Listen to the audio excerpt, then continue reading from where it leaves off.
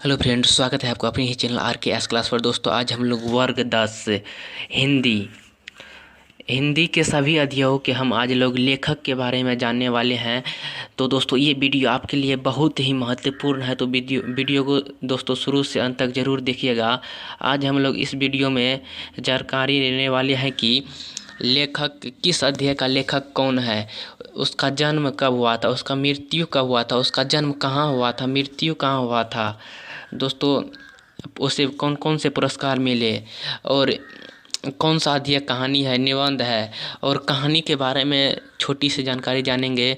तो दोस्तों, ये वीडियो आप लोगों के लिए बहुत ही महत्वपूर्ण है, परीक्षा की दृष्टि से बहुत ही महत्वपूर्ण है। तो दोस्तों, वीडियो को शुरू से अंत तक ज़रूर देखिएगा, और चैनल पर नए हैं तो चैनल को सब्सक्राइब करके बेल आइकन को ऑल पर प्रेस कर दीजिएगा इसी तरह की वीडियो देखने के लिए। तो दोस्तों, हमारे हिंदी में सबसे पहला चैप्टर है श्रम विभाजन और जाति प्रथा। तो दोस्तों, इसका लेखक है भीमराव अंबेडकर। साहित्य विधा निबंध है दोस्तों, ये साहित्य विधा निबंध है। बाबा साहेब के व्याख्यात भाषण एनिहिलेशन ऑफ कास्ट से संपादित है। दोस्तों, प्रस्तुत निबंध भारतीय लोकतंत्र के लिए भावी नागरिकों के लिए अत्यंत शिक्षाप्रद है। इस आलेख में जाति प्रथा के आधार पर श्रम विभाजन का तार्किक दृष्टिकोण प्रस्तुत है। दोस्तों, रचनाकार है इसका श्रम विभाजन जाति प्रथा का लेखक है भीमराव अंबेडकर। इसका जन्म 14 अप्रैल 1891 से मऊ मध्य प्रदेश दलित परिवार में हुआ था। दोस्तों, मृत्यु दिसंबर 1956 ईस्वी दिल्ली में हुआ था। दोस्तों, मानव मुक्ति के पुरारोध बाबा साहेब भीमराव अंबेडकर भारतीय संविधान निर्माता के रूप निर्माता इतिहास, मानसिक वित्त और अर्थशास्त्री शिक्षाप्रद है तथा धर्म दर्शन के व्याख्यात थे। भीमराव अंबेडकर के प्रमुख कृतियाँ the caste in India, their mechanism, who are Shudras, buddhism, communism, Buddha and his Dhamma आदि, ये सभी भीमराव अंबेडकर के प्रमुख रचनाएं हैं। तो दोस्तों, आप इसे याद रखिए, ये आपकी परीक्षा के लिए बहुत ही महत्वपूर्ण है। तो दोस्तों, वीडियो को शुरू से अंत तक जरूर देखिएगा। अब अगला अध्याय का हम इसी तरह के वीडियो देखेंगे। दोस्तों, वीडियो को शुरू से अंत तक जरूर देखिएगा, हमें आपसे यही रिक्वेस्ट है। अगला है विष के दांत।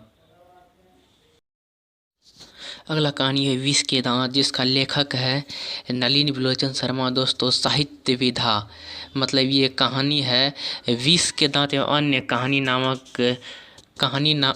कहानियाँ नामक कहानी ग्रंथ से संकलित है, मतलब लिया गया है।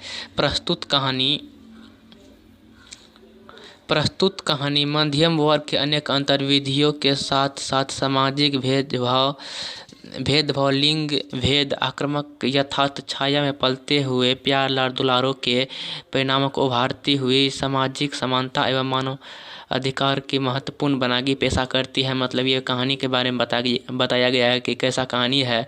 तो दोस्तों, अब इसका रचनाकार है नलिनी विलोचन शर्मा। इस कहानी का लेखक है नलिनी विलोचन शर्मा। जन्म इसका 18 फरवरी 1916 ईस्वी बदरघाट पटना में हुआ था। मृत्यु 12 दिसंबर 1916 ईस्वी में हुआ था। दोस्तों, हिंदी कविता में पद्यवाद और प्रवर्तक और नई शैली के आलोचकों के अनुसार प्रयोगवाद के वास्तविक आरंभकर्ता इनकी कहानियों में मनोवैज्ञानिकता के तत्व सामग्री से उपस्थित हैं। दोस्तों, आपसे ये क्वेश्चन भी पूछ सकता है कि इनकी कहानी में कौन से तत्व सामग्री से उपस्थित है, तो इसका आंसर होगा मनोवैज्ञानिकता के। दोस्तों, इन सभी पॉइंट को आप जरूर अच्छी तरह से याद रखिएगा ताकि आपकी परीक्षा में एक भी प्रश्न ना छूट पाए। तो रचनाकार की अन्य कृतियाँ दोस्तों, ये बहुत पूछता है कृतियाँ। तो इसका प्रमुख कृतियाँ हैं दृष्टिकोण, साहित्य का इतिहास, दर्शन, मानदंड, आलोचनात्मक ग्रंथ आदि। तो दोस्तों, ये सभी इनकी कृतियाँ हैं। तो इसे आप दोस्तों बहुत अच्छी तरह से याद रखिएगा। तो दोस्तों, अब अगला अध्याय है भारत से हम क्या सीखे।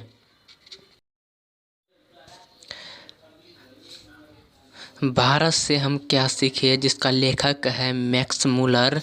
तो दोस्तों, साहित्य विधा। भारत से हम क्या सीखे, जिसका विधा है भाषण।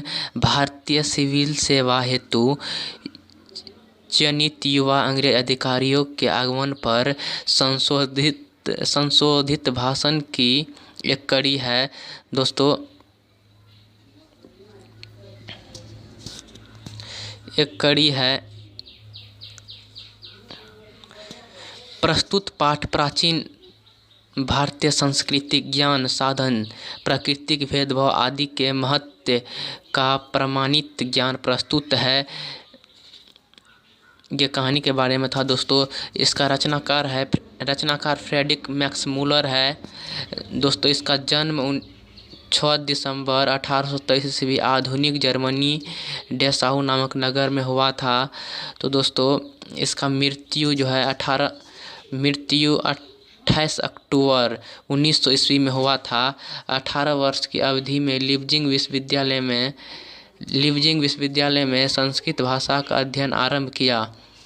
स्वामी विवेकानंद ने इन्हें वेदांतों का भी वेदांती कहा। रचनाकार की अन्य कृतियाँ। दोस्तों, इनकी कृतियाँ हैं हितोपदेश का जर्मन भाषा में अनुवाद प्रकाशित करवाया। कठ और केन आदि का उपनिषद का जर्मन भाषा में अनुवाद। मेघदूत का जर्मन भाषा में पद्यानुवाद किया। दोस्तों, ये सब जो है आपकी परीक्षा के लिए बहुत ही महत्वपूर्ण है। तो दोस्तों, वीडियो को कम से कम शुरू से लेकर अंत तक 2 से 3 बार ज़रूर देखिए। ये वीडियो आपकी परीक्षा के लिए बहुत ही महत्वपूर्ण है दोस्तों, हम कहते हैं। तो वीडियो को ज़रूर आप 2-3 बार ज़रूर देखिएगा। तो दोस्तों, अगला अध्याय है नाखून क्यों बढ़ते हैं। तो दोस्तों, नाखून क्यों बढ़ते हैं, जिसका लेखक है हजारी प्रसाद द्विवेदी। साहित्य विधा मतलब साहित्य विधा ये निबंध है। नई पीढ़ी में इतिहास चेतना और सांस्कृतिक आत्मगौरव का भाव। नाखून के बहाने सभ्यता और संस्कृति के विकास तथा उद्घाटित नाखून का बढ़ना मनुष्य के आत्मिक पार्श्विक वृत्ता और संघर्ष चेतना का प्रमाण है।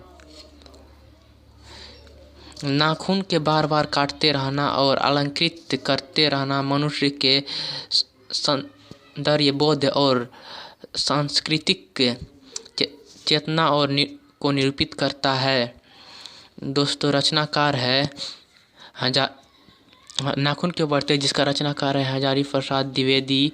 जन्म इसका 1907 ईस्वी आरा दुबे का छपरा बलिया उत्तर प्रदेश में हुआ था। मृत्यु 1979 ईस्वी दिल्ली में हुआ था। दोस्तों, काशी हिंदी विश्वविद्यालय, शांति निकेतन विश्वविद्यालय, चंडीगढ़ विश्वविद्यालय आदि में प्रोफेसर एवं प्रशासनिक पदों पर रहे। आलोक पर्व के लिए इसे साहित्य अकादमी पुरस्कार मिला। दोस्तों, इसे आप जरूर याद रखिएगा। आलोक पर्व के लिए साहित्य अकादमी पुरस्कार मिला। इसकी अन्य प्रमुख कृतियाँ हैं अशोक के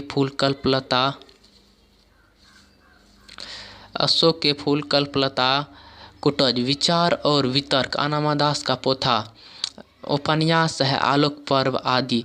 तो दोस्तों, आप इसे बहुत अच्छी तरह से याद रखिएगा। दोस्तों, चैनल पर नए हैं और इसी तरह की वीडियो देखना चाहते हैं तो हमारे चैनल को सब्सक्राइब कर लीजिए। नीचे में रेड कलर की सब्सक्राइब की बटन है, तो ज़रूर सब्सक्राइब कीजिएगा दोस्तों चैनल को। तो दोस्तों, अगला अध्याय है नागरी लिपि। दोस्तों, अगला अध्याय है नागरी लिपि। तो दोस्तों, इसका लेखक है गुणाकर मूल्य। साहित्य विधा निबंध है, नागरी लिपि निबंध है, भारतीय लिपियों की कहानी से लिया गया है। दोस्तों, प्रस्तुत निबंध में हिंदी अपनी लिपि नागरी या देवनागरी लिपि के ऐतिहासिक विकास की रूपरेखा स्पष्ट की गई है। कहानी में ये बताया गया है। रचनाकार है जिसका गुणाकर मूल्य। जन्म 1935 ईस्वी महाराष्ट्र के अमरावती जिले में हुआ था गुणाकर मूल्य का जन्म। दोस्तों, मृत्यु इसका 2009 ईस्वी में हुआ था। इसके यहाँ पे दिखाई नहीं दिया होगा, आप देखिए। दोस्तों, इसका मृत्यु 2009 ईस्वी में हुआ है। इसकी अन्य प्रमुख कृतियाँ हैं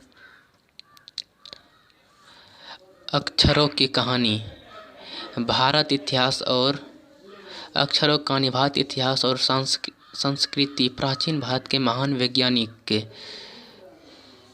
सौरमंडल, सूर्य, नक्षत्र लोक, भारतीय लिपियों की कहानी, अक्षर कथा संसार की प्राय सभी लिपियों की विस्तृत जानकारी इस कहानी में इस लेखक को है।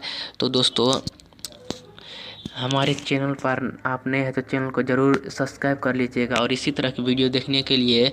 तो दोस्तों अब ये सभी इस वीडियो में आपको इन सभी जो पॉइंट बताए जा रहे हैं ये आपके परीक्षा के लिए बहुत ही महत्वपूर्ण है।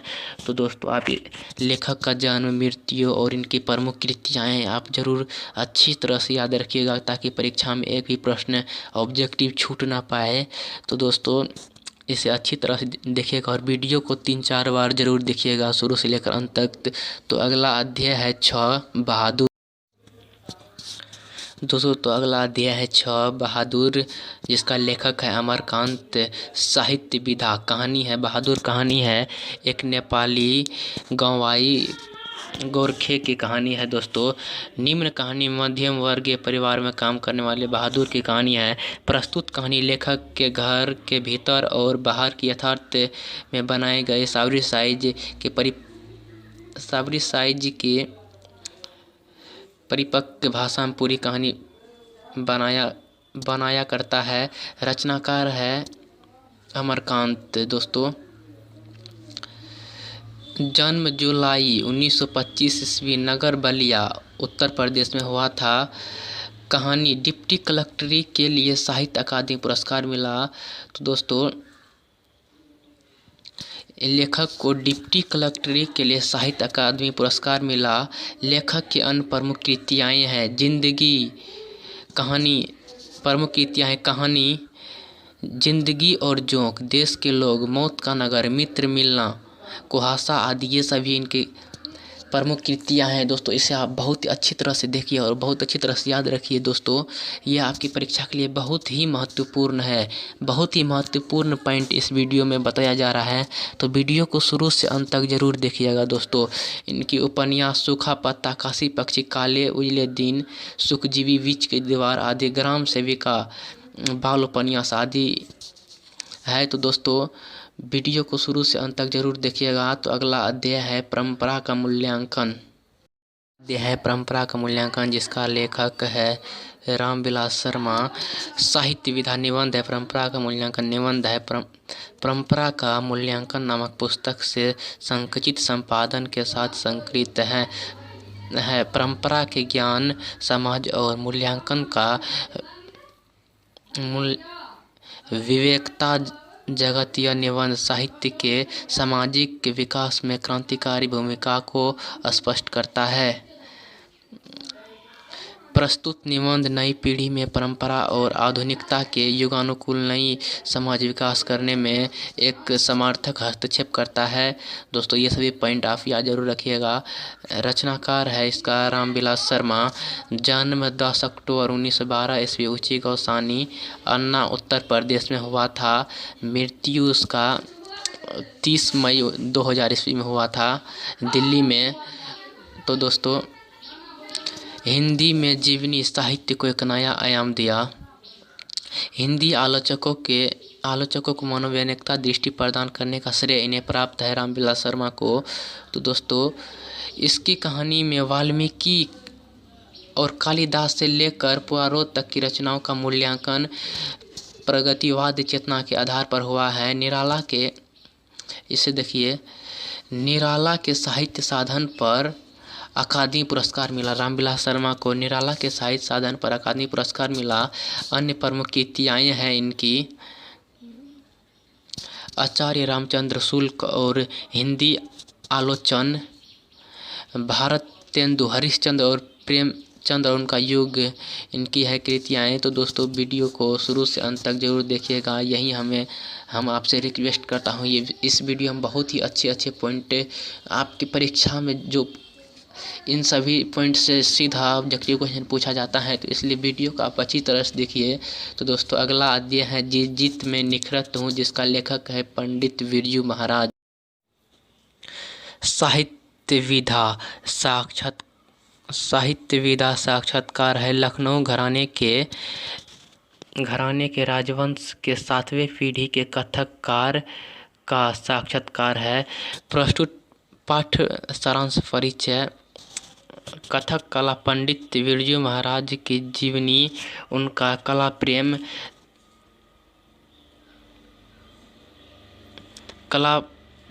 प्रेम तथा नीति काल के क्षेत्र में उनकी उपलब्धियों पर प्रकाश डाला गया है। रचनाकार रश्मि वाजपेयी बिरजू महाराज के सुयोग्य शिष्य, मशहूर नित्यांग और रंगकर्म के पत्रिका नटरंग की संपादक। तो दोस्तों अगला अध्याय है अब आविन्यो, जिसका लेखक है अशोक वाजपेयी। साहित्य विधा ललित रचना है। आविन्यो नामक गद्य एवं कविता के सर्वजनात्मक संग्रह से संकलित। रचनाकार अशोक वाजपेयी है। जन्म 6 जनवरी 1941 ईस्वी, दुर्गा, छत्तीसगढ़। भारतीय प्रशासनिक सेवा और सेवा के कई पदों पर रहे और महात्मा गांधी अंतर्राष्ट्रीय हिंदी विश्वविद्यालय में प्रथम कुलपति पद से सुशोभित हुए।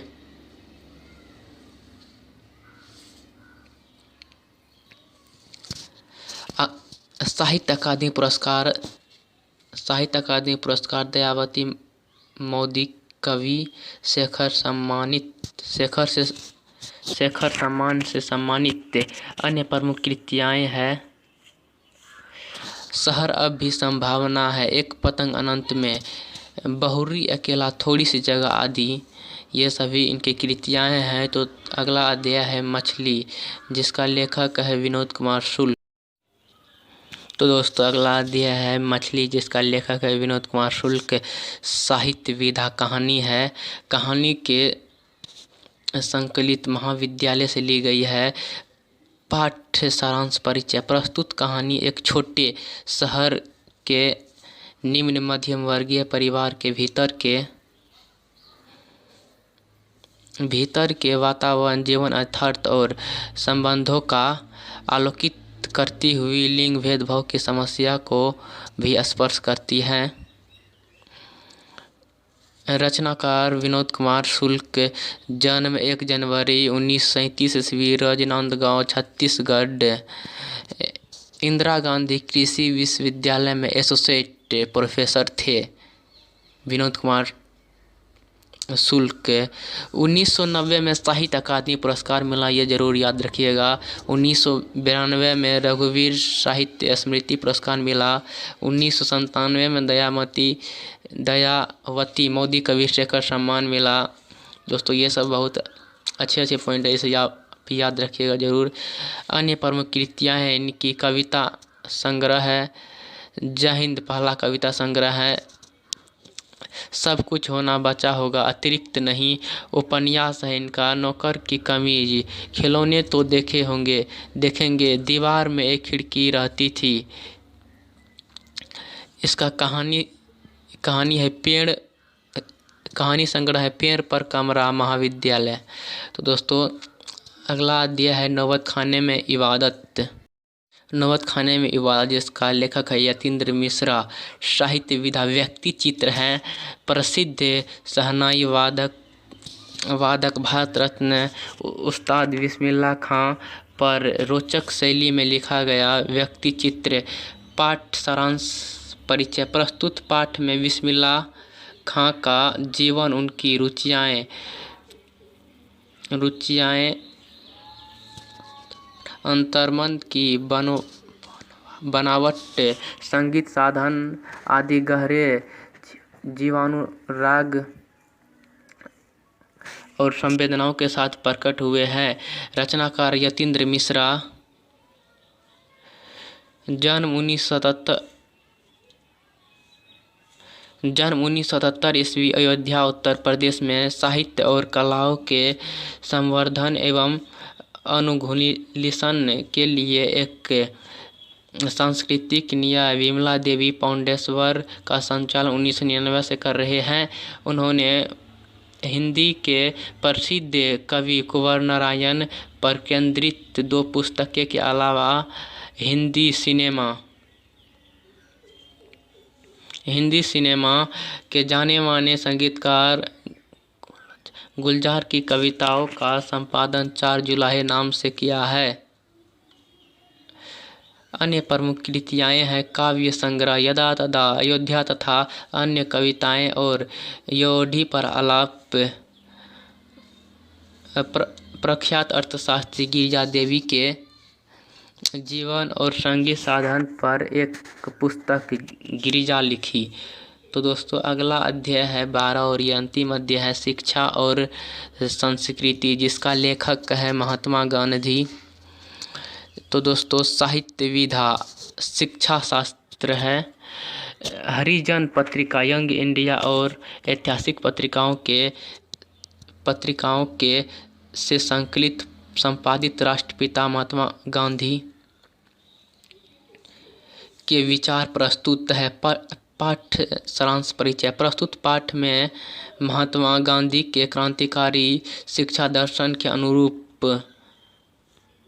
वास्तविक जीवन में उपयोगी व्यवहारिक दृष्टिकोण और विचार हैं, जिनके बल पर आत्मबुद्धि, मानस एवं शरीर के संतुलन, मस्तिष्क के साथ साथ मनुष्य के नैतिक विकास के लिए जरूरी प्रेरणाएं हैं। रचनाकार महात्मा गांधी, जन्म 2 अक्टूबर 1869 ईस्वी, पोरबंदर गुजरात। दोस्तों मृत्यु इसका 30 जनवरी 1948 ईस्वी, दिल्ली में। कृतज्ञ राष्ट्र इन्हें बापू राष्ट्रपिता कहकर याद करते हैं।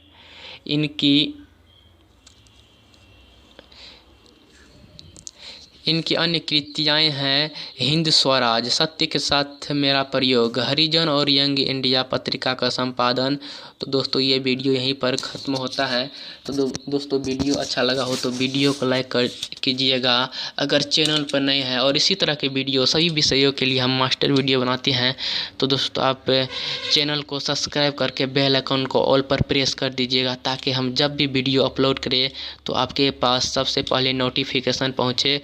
तो दोस्तों मिलते हैं अगले वीडियो में। जय हिंद, जय भारत।